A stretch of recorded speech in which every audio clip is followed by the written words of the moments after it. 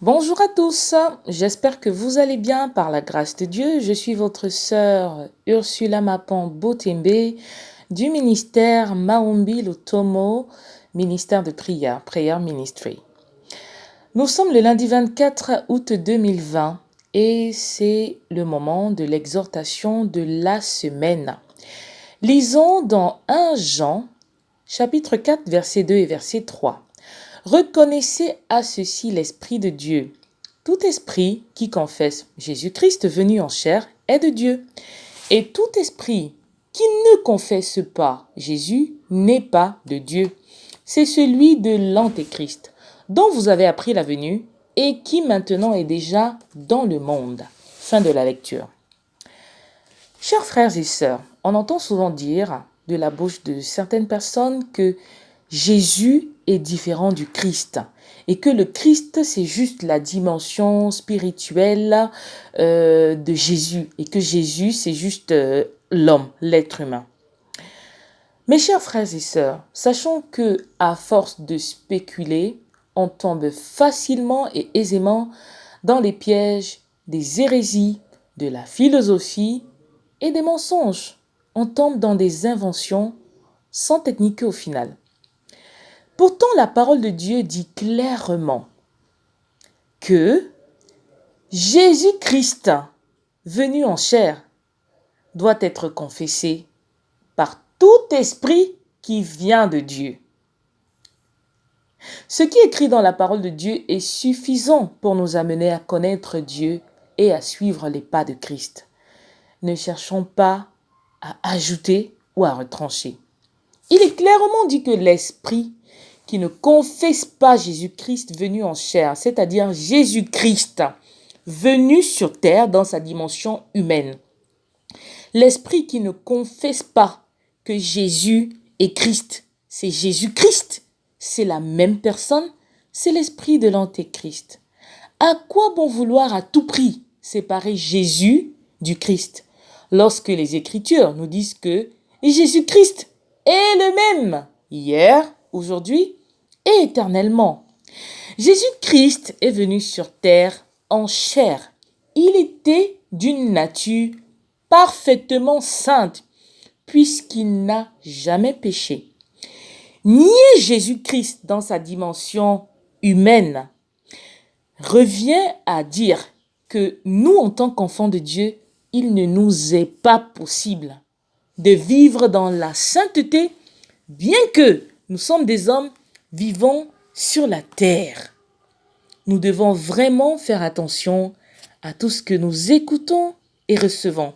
Et surtout, comportons-nous toujours comme les chrétiens de Béret, qui allaient toujours vérifier dans la parole si ce qu'on leur avait prêché était conforme à ce qui est écrit.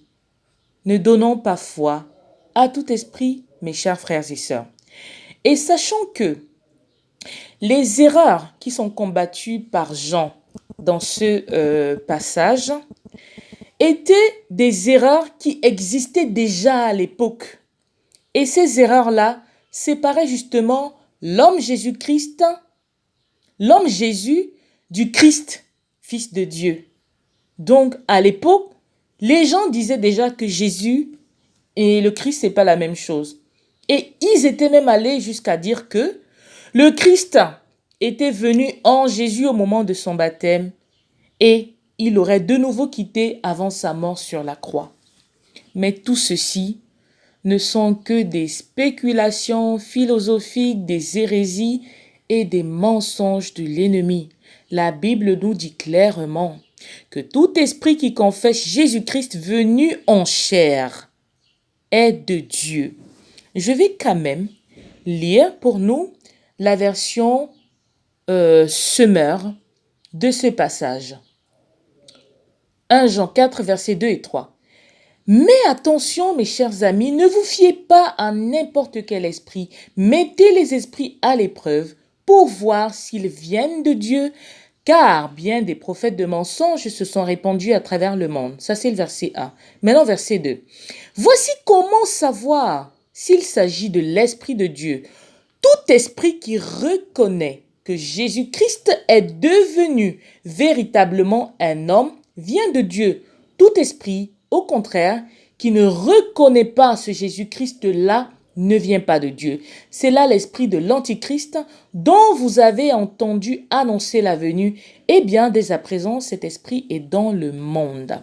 Cela est dit bien plus clairement dans la version du semeur.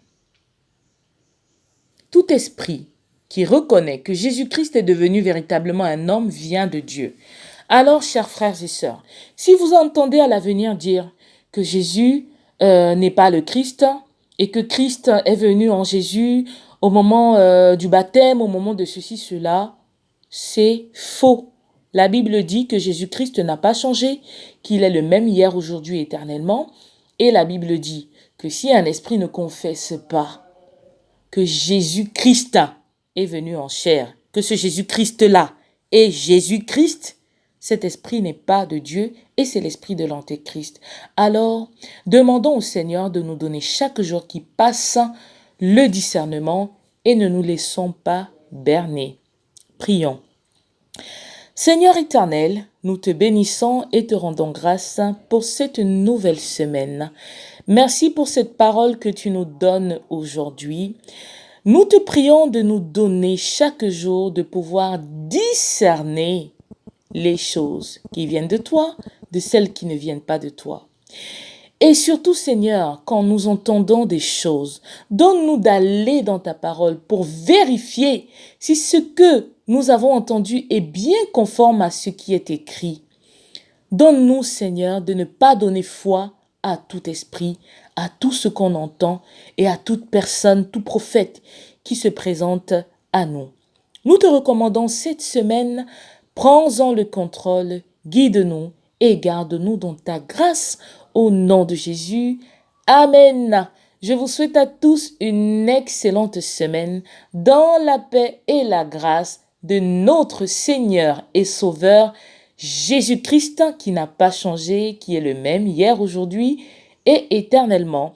C'était votre sœur Ursula Mapon Botembe du ministère Maombi Lotomo qui signifie ministère de prière ou encore Prayer Ministry. À bientôt!